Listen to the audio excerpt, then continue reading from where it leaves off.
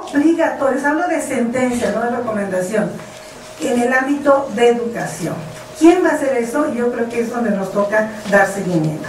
Pues miren, en los 2 horas, si nos vamos a los 10 últimos años, recogimos nosotros de todos los mecanismos, de todas las internacionales de Organización de Naciones Unidas o de la OEA, recogimos nosotros las recomendaciones. Nos vamos al cuadro y después les voy a platicar a un cuadro que estas recomendaciones, tenemos 224 recomendaciones en materia educativa, 93% de función pública, es decir, que dice que hay que formar a servidores públicos, y tenemos nosotros 71 recomendaciones de la Secretaría de Educación Pública, recomendaciones que antes no se tomaban en cuenta.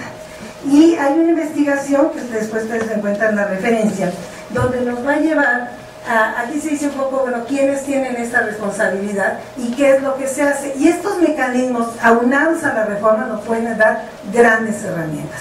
Esta es la base de un trabajo que hacemos, y quiero dejar 2 minutos para pasarles un video que dura 2 minutos, del programa de educación en derechos humanos.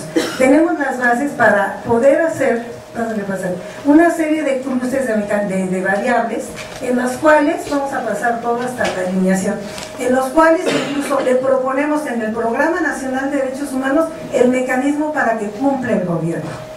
Entonces estamos haciendo la tarea, somos conscientes, pero nos importa que cumpla.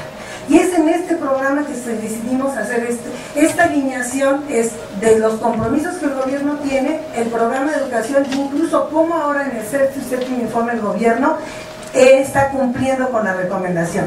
Esto ha sido su trabajo. Termina, no cumple, no planea para cumplir, y cuando tiene que entregar informes dice que cumple, y entonces busca lo que se llama alinearse en la administración pública. Lo que vamos a hacer es que haga una planificación desde la perspectiva de los derechos humanos en la educación. Y en esto estamos haciendo, yo voy a pasar los 2 minutos que quedan, a un video, a ver si tenemos suerte que se escucha.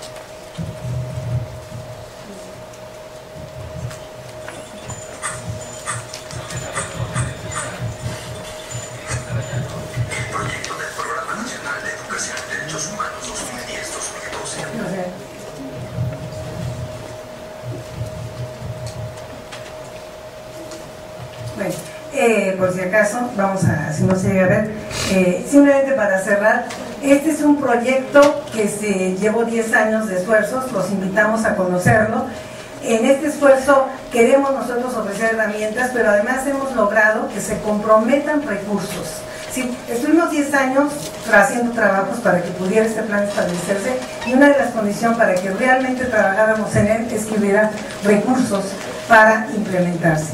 Y en esos recursos tenemos seguimientos y sobre todo la elaboración de observatorios ciudadanos para medir los compromisos del gobierno que hoy existen, que hemos sistematizado, y que estas herramientas pueden ser para ustedes muy útiles. Entonces, bueno, yo lo que quise es enseñarles estas diversas herramientas. Yo tomaría pues lo que nos decía, para cerrar, un gran educador que se llama Rosario Güeces, la necesaria vinculación de educación de derechos humanos en la escuela.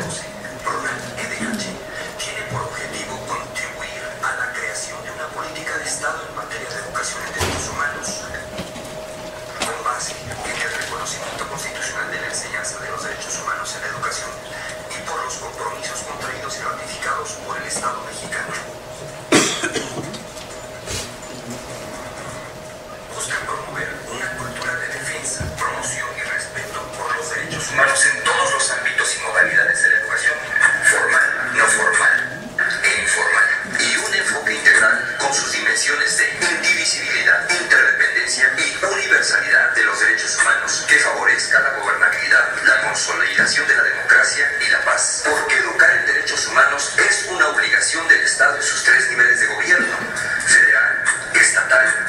municipal y en los tres poderes, legislativo, ejecutivo y judicial, porque el PRONAL-EDH comprende una amplia sinergia.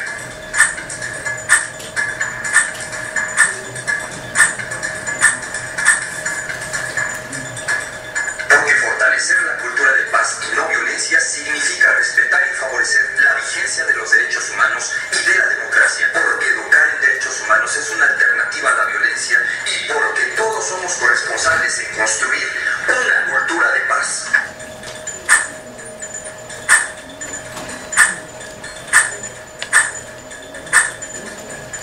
Bien, pues esta es una presentación del programa. Yo diría, para concluir, como decía Rosario Mois, es un gran educador y defensor de derechos humanos, rector varias veces de la Universidad Autónoma de Guerrero. Favorezcamos una conciencia democrática, una conciencia que articule el saber de los derechos humanos con un compromiso personal, institución, comunitario y un gran movimiento de los derechos humanos. Muchas gracias. Gracias, doctor. Las preguntas, las que fueron hechas particularmente para cada uno de ellos ya las tienen, pero hay 4 preguntas que son para todos. ¿Qué hacer ante la falta de calidad de la oferta educativa actual, tanto pública como privada? ¿Y de qué sirve ejercer este derecho? ¿Cómo incorporar los derechos al interior y al exterior de las instituciones, tales como la permanencia, la seguridad social, la equidad de impartición de conocimientos, ya que el problema va más allá de ingresar e incluye concluir cada nivel de estudio? Esos grados de violencia en las escuelas, ¿cuál será más dañino? ¿La violencia física o la psicológica? ¿Cómo se respeta el derecho a la educación en un modelo de desarrollo neoliberal que concibe la educación como un bien, mercancía, que lleva a las investigaciones y autora las responsabilidades del individuo y no en el Estado y la sociedad en su conjunto? Y esto es para gracias. ¿Quién quiere iniciar? ¿Quién quiere iniciar? Una pregunta que hicieron de manera general, pero que también está presente en las preguntas específicas, se refiere a la calidad de la educación. Y de hecho sí es una dimensión del derecho a la educación, ¿no? Cuando hablamos del derecho, se había comentado que los puntos que anudan un poco el campo discursivo de esto es la gratuidad, la obligatoriedad, la exigibilidad y la justiciabilidad. Pero dado los resultados que tenemos en las pruebas y el aprendizaje y desarrollo de los niños en las mismas, la calidad se ha convertido en un eje fundamental del derecho a la educación.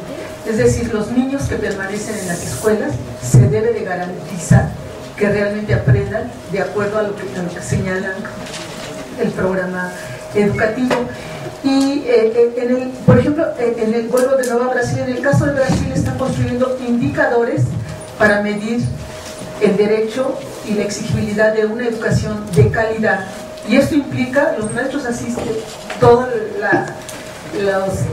de acuerdo al programa señalado, o sea, cuántas veces los alumnos inician sus clases al momento de que está programado. En fin, hay una serie de indicadores que tiene Brasil que vale la pena consultar, porque dan cuenta precisamente del asunto de la calidad. Y me preguntan también de dónde se puede localizar el estudio de situación presente. Seguramente lo pueden bajar de la red o de la biblioteca del CREPAL, y viene un reporte general y viene un CD ya con cada uno de los países participantes, que vale la pena. Yo sí los invitaría a leer el documento general y en particular el caso brasileño. Yo creo que hay muchas cosas que aprender, y les decía, en el caso de Brasil sí cuentan con indicadores para exigir la calidad de la educación y que realmente se garantice que los niños aprendan.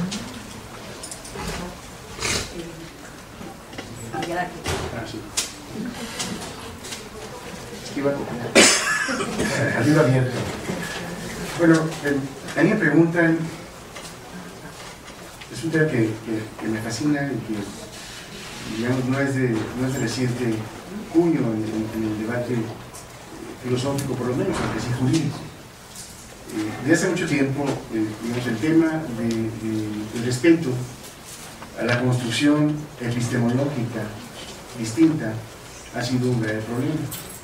Los diferentes estados, el estado moderno, vamos a ponerle Hobbes, 1651, la obra de Leviatán, en adelante, no han tenido un reconocimiento jurídico que respete estas diferencias.